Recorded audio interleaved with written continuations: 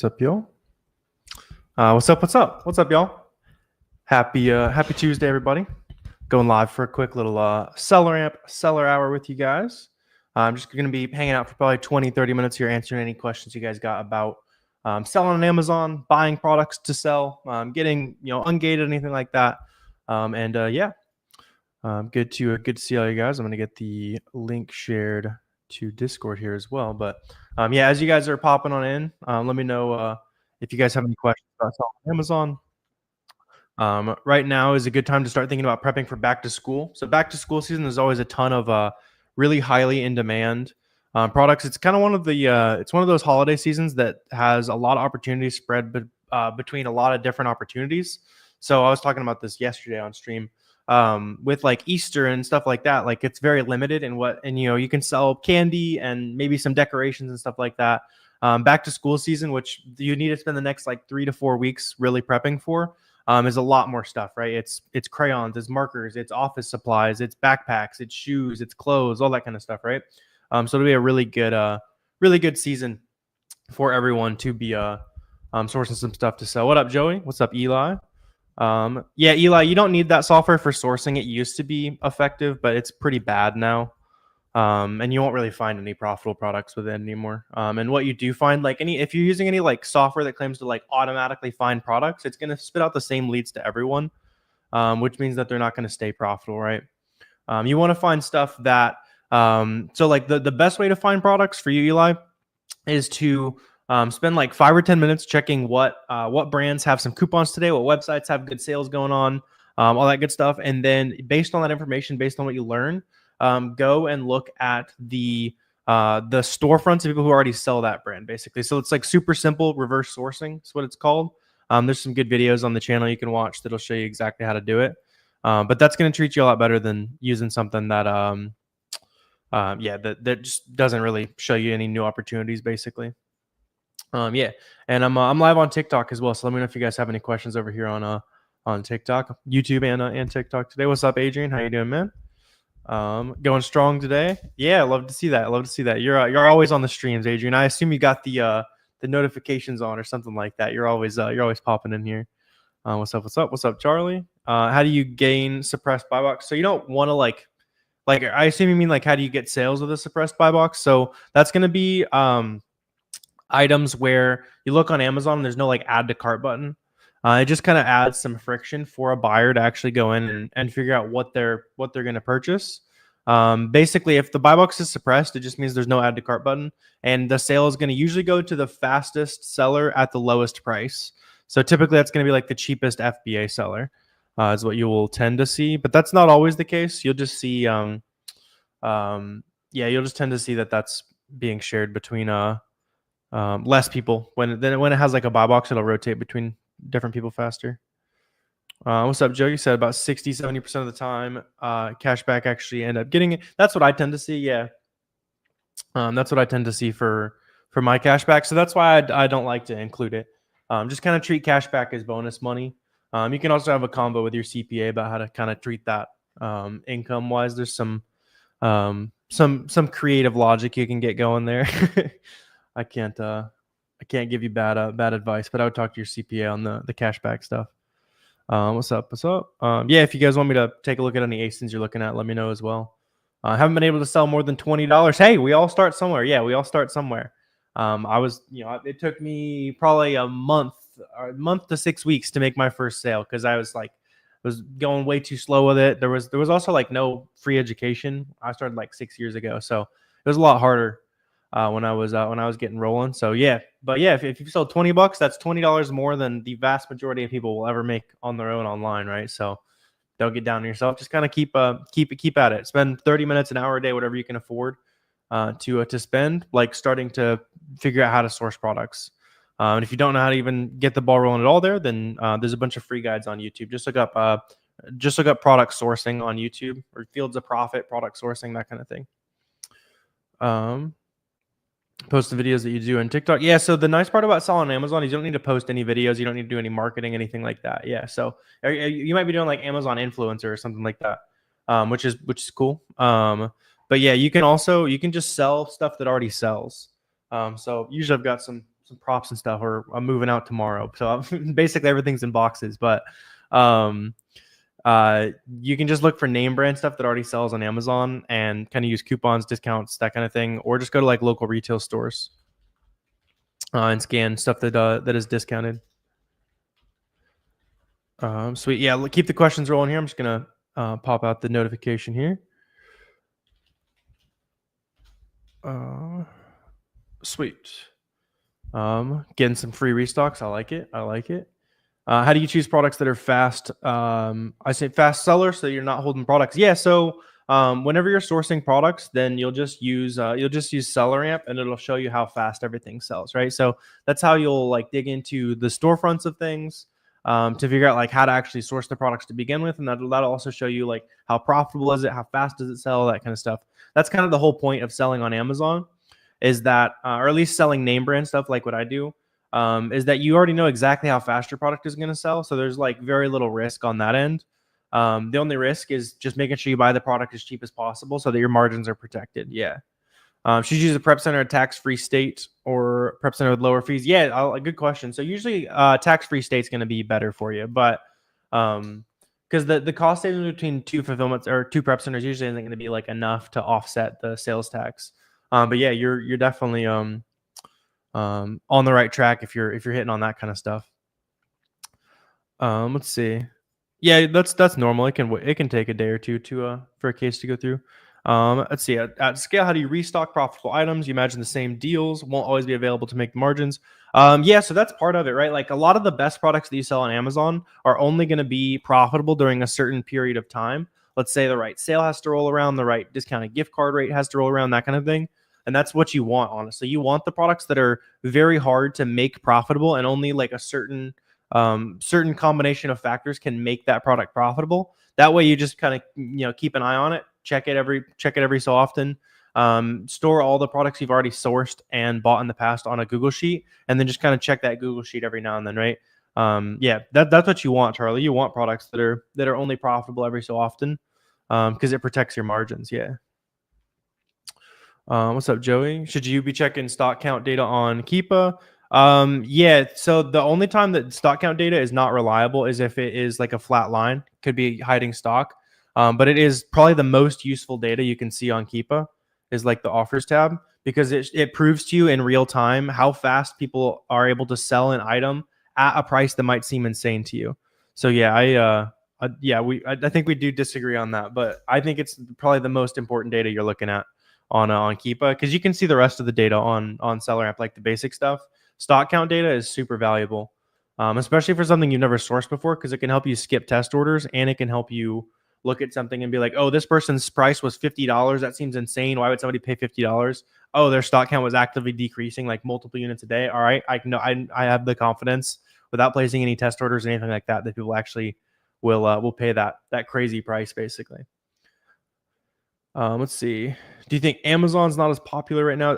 As far as like shopping on Amazon, there's like at least 5 to 10 times more people shopping on Amazon still. It's probably 10 times plus. I don't know the real numbers on it, but there are way more profitable items on Amazon. But there's definitely opportunity on Walmart too. There's no reason to limit yourself to one way of making money, right? I think that's kind of silly. First steps to getting ungated: find a profitable item, buy at least 10 of it, submit that to Amazon. You don't need to worry about like ungating first and then buying products. Just do it all in one fell swoop. Yeah. Let's see. Guide on that's simple. Just download the email as a PDF. There's some Chrome extensions for it as well. For an invoice, can you buy 10 units and then return right away? You can, but a lot of websites will not like you for that. It's not worth like a lot of people will say like, oh, you can just return all your bad buys or return all your ungating stuff, that kind of thing. Next time you see a profitable deal on that website, they're going to go back and be like, oh, this person has returned a bunch of stuff from us over and over again. Let's cancel their orders, that kind of thing, right? You want to make sure as many people as possible are happy with you. That way, it opens up a bunch of opportunity. Is online arbitrage dying? I heard wholesale is the way. Yeah, so people told me that when I started like 6 years ago. Online arbitrage like 5 years ago. And that was like the big thing 5 years ago, is that, Amazon selling is dead, online arbitrage is dead, all that kind of thing. So I've sold about $5 million since then. We still do like 150 to 200,000 bucks a month, all buying from websites and selling it on Amazon. So if that's dead, then I love dead businesses.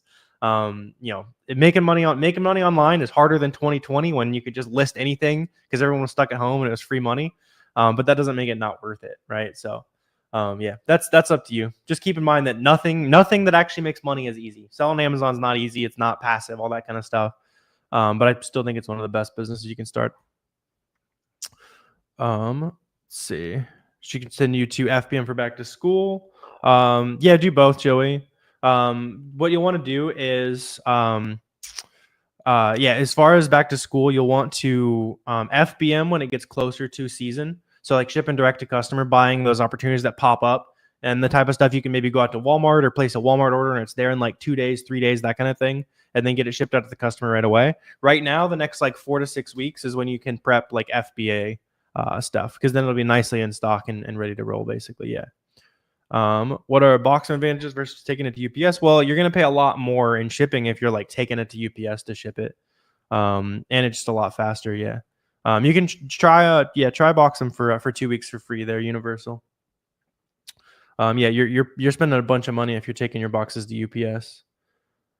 Do you think it's a better business model than drop shipping? So drop shipping is not allowed on Amazon. So yeah, you will get banned if you drop ship on Amazon. So one way gets you banned, the other doesn't get you banned. I think there's a there's a fairly clear winner there. Let's see. Patrick, I already answered you there, man. If ungating is the issue, there's plenty of free guides on YouTube as well. But just buy stuff that's profitable and submit the invoice from wherever you got it profitably. As long as you're buying 10 units, you're good. Sweet. What are some good brands and products? So like it's not valuable for me to name like specific products, right? Because then it's immediately not a good product. What you want to do, Dennis, is just go to like, for example, if you want to sell grocery products, you can go to a brand like Great Value or like a retail store brand like a VitaCost brand, that kind of thing. Any website or any store that sells grocery products, open up those products on Amazon and see on the SellerAmp chart where you see like all the different people that are already selling that. Check what brands they're also on, and you'll start to see a ton of opportunity that is being used by people who they have to be sourcing from big retailers because they're selling Great Value and VitaCost and stuff like that. So look at the other stuff they're selling, and those other items are going to be profitable as well. Yeah. Let me know what questions you got, MC. There's no no gatekeeping, my friend. I've been making free content for about 4 or 5 years now. FBA or FBM, which is better? Do both. FBM for like seeing how fast something can sell. FBM is just like shipping direct to customer if you guys are brand new. That way you can see how fast it sells. You can get to opportunities faster. You have like a little bit less competition in the short run. And then in the long run, FBA is a little bit more scalable because you tend to make more sales. If all else is equal, FBA seller is going to make more sales than an FBM seller because it gets to the customer faster. But you kind of have that lag time, right? So it takes like 1 to 3 weeks for the item to check in and start actually selling. Where should a noob start? I like the username. If you're like new to this and you want to get started, just dive into like free content, right? So I have a 4-hour long free course on YouTube. Just look up like Fields of Profit free course on YouTube. Literally a 4-hour long YouTube video has got everything you need to know. And then after you do that, don't watch any more content. Don't get stuck in like information paralysis, that kind of thing. Go set aside $100, $500, $1,000, whatever you can afford to set aside and be okay with losing. That's the big thing. Like don't start a business with your last $100, that kind of thing. And then see how it goes, right? Start making some test orders, start making some sales, learn the ropes. And then that's going to give you the only thing it's going to give you the confidence to like go deep and spend a lot of money and really scale is making sales for yourself, right? So just kind of get to that first sale as quickly as possible. Section 3 horror stories you keep seeing. Did Amazon get stricter somewhat recently? So Section 3 came around like 2 to 3 years ago. And basically it's because there was a lot of fake stuff being sold on Amazon. You didn't do anything wrong if you get a Section 3 review. Basically, it's just randomly selecting your account, and they say, hey, we need to see the invoices for some of the recent products you've sold. And that's just confirming that you're not buying stuff from like fake suppliers on Telegram and Instagram and that kind of thing. you're buying legit stuff from real websites, wholesalers, all that good stuff. Just because if Amazon's full of like fake stuff, then you'll see if Amazon was like really full of fake stuff, it wouldn't be possible for people, like us to do things legitimately to make money. Do you do private label? Nope. I do mostly online arbitrage. Every now and then I'll do some wholesale. But yeah, mostly just buying from big websites, selling on Amazon. For sure. Let me know what other questions you guys got here. Prep Center, check out Big Cat, Michael. If Amazon's on listing 60-70%, but shares the buy box, would you get the product? If they're consistently sharing with third-party sellers, then sure. But if that 60-70% that they're winning the buy box is the last 2 months and it's 2 months straight, then no. You can compete with Amazon. Just make sure that Amazon is like consistently sharing sales. So like when you look at SellerAmp, you'll see the buy box pie chart. Just make sure you're seeing that being shared with third-party sellers recently and not like 8 weeks ago, that kind of thing. How do you ensure that you're the seller that comes up when somebody searches for your product? Yeah, so that's called like winning the buy box. So the more you're in that add to cart button on Amazon, the more sales you're going to make, obviously. The best way to win that button is being generally FBA fulfilled or having like faster FBM shipping times, having close to or the lowest price, somewhere within like 2 to 5% of the current lowest price with good shipping speed is generally going to share the sales between all those different sellers. And then there's also some smaller factors that can come into play, like if you have more units in stock, you're going to be spread across more of the country. You're going to be in more fulfillment centers, basically. So there's going to be more people when they open their Amazon app that sees that your inventory specifically is close to them. So you'll be able to make some more sales that way. And yeah, there's some other things that go into it, but mostly just price and shipping speed. What do you say? How much you need to start up and how to find a manufacturer? Yeah, so you can start at like $1,000 to $2,000. And as far as like finding a manufacturer, don't start that way if you're talking about like private label. It's really expensive, and even the best private label sellers generally estimate like a 30% success rate with new products. So if you're spending your last $3,000 to $5,000 making a product and you don't hit that 30% lucky chance, then you're out of money, right? So build a cash flow machine with reselling, whether that's arbitrage, buying books, selling on Walmart, whatever that is, buying from websites. Wherever you can find cheap stuff, build a cash machine doing that, and then you can throw it at like private label. But yeah, it's really easy to throw a lot of money away if you don't know what you're doing yet. Prep Center, Michael. Yeah, yes, sir. Prep Center. Wait on your product to come in. Should you list now or wait? If it's not actually in your hands, I would wait. Just because sometimes I've listed stuff where it's like it says it'll be here tomorrow, and I'll list it and I'll make the sale, and generally it goes well. But if the retailer ever sends you like the wrong thing and you've already sold it, then you're in trouble. Like you'll have to like cancel the order and that kind of thing, and that can affect like how many sales you make. If you have to cancel a bunch of orders, you'll generally make less sales for a little while. What's your markup on resale? Yeah, so generally I buy things for about half of what I want to sell them for. So if I'm selling an item for $100, I probably bought it for 50. Anywhere from like $45 to $55, but probably average around 50 to 52% is your buy cost. How many different products are you selling? Yeah, so I like the way I like to do things is a little more like risk averse. So I sell a ton of different brands, a ton of different products. So we have like a few hundred products that we sell at any given time, and I'm usually selling like 20 to 200 of them, anywhere in that range. And I like doing it that way because if anything goes weird with like any certain product, or I'm not able to get the right price on something again, that kind of thing, it doesn't really affect my business as a huge percentage. A lot of other people, and there's definitely pros and cons. A lot of other people have like 5 or 10 products and they run a huge business off of that, which is obviously a lot easier to manage. But if one thing goes wrong, then it's a bigger problem to solve. So that's how I like to look at it. I like to sell a lot of different stuff. I kind of figure out like how can I turn my business into a machine that hits a ton of base hits, and every now and then we'll accidentally stumble into a home run that we'll buy a bunch of, but I just want to hit as many base hits as possible. That's kind of how I look at it. Have you personally engaged with 100, always 10? Yeah, always 10. Dizzle. Yeah. Probably 20, 25 times. I've never had to buy more than 10. Just keep submitting if you're getting denied. What are margins on Amazon? Yeah, so margins for me, I shoot for like 10-ish% net margin because I pay my team to do all the work and a prep center to do all the shipping and all that kind of stuff. So fairly hands off. People that do a lot more of the work themselves are probably closer to 20, 15 to 20% net margin. Yeah. So yeah, let me know what other questions you guys got here. Got you, Mike. Yeah, for sure, Adrian. Talk CPA about that kind of thing. Let's see. You know somebody that buys stuff from Goodwill? Is that absurd to sell on Amazon? No, not at all. Yeah, the way I started my Amazon business, there was a ton of Goodwills in my like my home county, my home city, that kind of thing.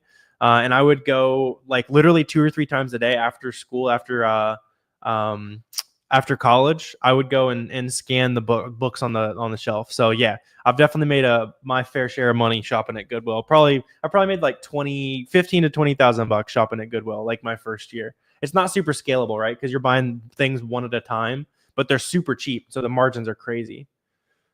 For sure, I would be careful with them. Nothing. Yeah, be careful with people like flexing flashy lifestyle and that kind of stuff. Generally, you're the one funding it.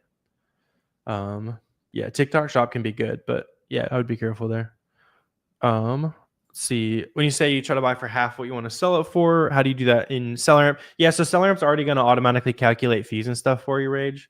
What you'll find, like go and open up, like go look at any random like backpack listing or Stafford t-shirts or something like that, and plug in the buy cost on SellerAmp, and you'll generally see like if it sells for like $40, you'd need to buy it for like 19 to 21 bucks, somewhere in there, for it to be profitable. You'll see what I mean when you start sourcing. Just do like 30K in books only. Yeah, Joe, it was like my first like a little over a year was books. It's probably closer to, as far as that, my first 30K profit was on books. Yeah. Buying and selling books from thrift stores. I did that for way too long. Mostly just because no one was talking about it, like actually do things the correct way in 2019, or like 2019 when I was getting more serious about stuff. But yeah, you can make money everywhere. Hell, there's still people literally making like 7 figures in profit, 8 figures in revenue, selling used books just at scale, like buying them by the truckload, that kind of thing. There are people are scaling literally everything. So yeah, do whatever you enjoy. It won't work for a retail receipt, but anytime you buy online will work. If you see 100 under a book listing, should you get the so as far as like books go, you generally only need to ungate for new condition. That's why it's like pretty beginner friendly. It's just not super scalable, right? But it's super easy way to learn. Like if you want to go spend 10, 20 bucks and learn how to send something into Amazon and make your first sale and that kind of stuff, like literally just fire up the Amazon seller app and scan some stuff on the shelf. You'll be set. You'll be making some sales. Got your first product in the mail. You're gonna get it ready to send to Amazon tomorrow. That's what's up, BME. I like it. Awesome. Just list a couple of those via FBM too. See if you can make any sales on it while it's shipping into Amazon FBA as well. Sometimes you can kind of cheese the system a little bit. It's not, I guess, not really cheesing the system, but just kind of make some sales while you're waiting for the FBA stuff to check in. Sweet. I saw lady got an ace in there. I'll pop that up here in a second. When should you start using a prep center? Yeah, so whenever your time becomes the bottleneck, it's generally like the easiest way to pull yourself out of the business, right? So you look for a prep center in like a sales tax free state, so you're not having to pay sales tax on your orders and that kind of thing. But yeah, like whenever it becomes an issue for you, I probably waited too long. A lot of people will do it like right away. It just kind of depends on what your goals are. Let me check this out here. So yeah, so dropping an ace in here. If you guys are on TikTok, I'm on YouTube doing some screen share as well. Just fields of profit.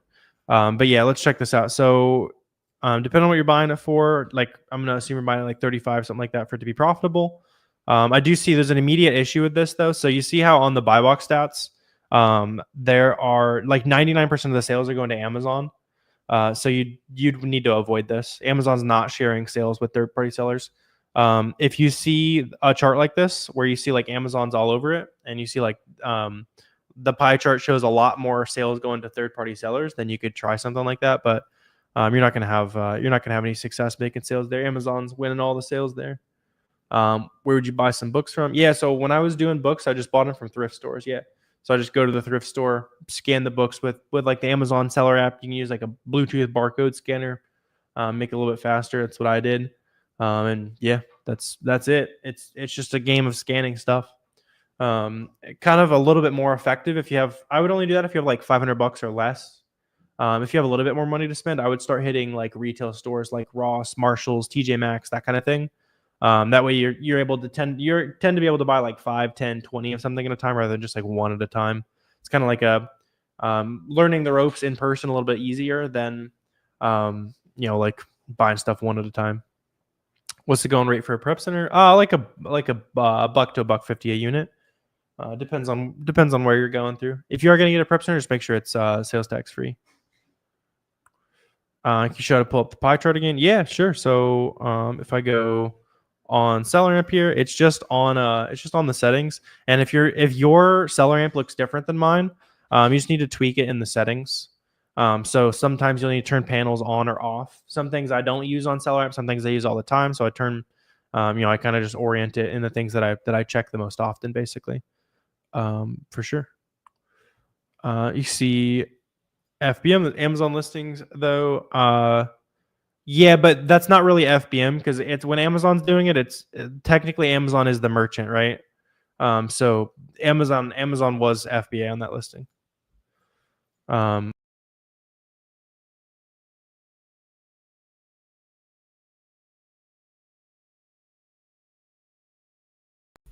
Whoops, clicked back there.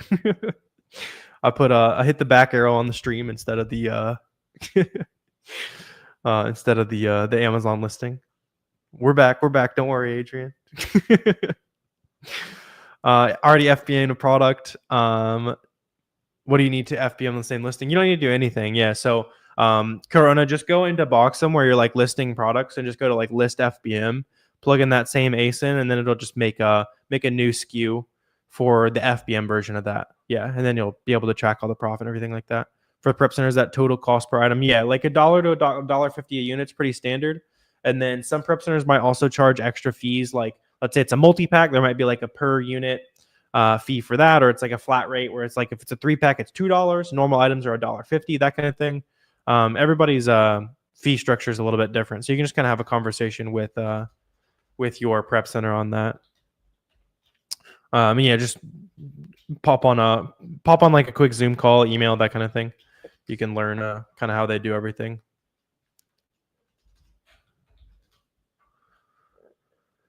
Sweet. Yeah, that is correct. Sweet. Got another let's see, lady got another ASIN. We can check that out for sure. Go ahead and screen share. Is there software to adjust prices? Yeah, so that's called like a repricing software. You can use like Aura or Be Cool or anything like that. And those will integrate with the software that are like really important. So like SellerAmp and Boxem, those will integrate with that as well. Aura will integrate with Boxem, that is. Let's see. So lady, you're dropping this one right here. This one looks a lot better initially because number one, I see lots of third-party sellers on here. Lots of different size third-party sellers having success as well, right? So you can see on the buy box pie chart on TikTok. I'm on YouTube, by the way. You can see lots of different sellers on the buy box over here. So this is a good sign.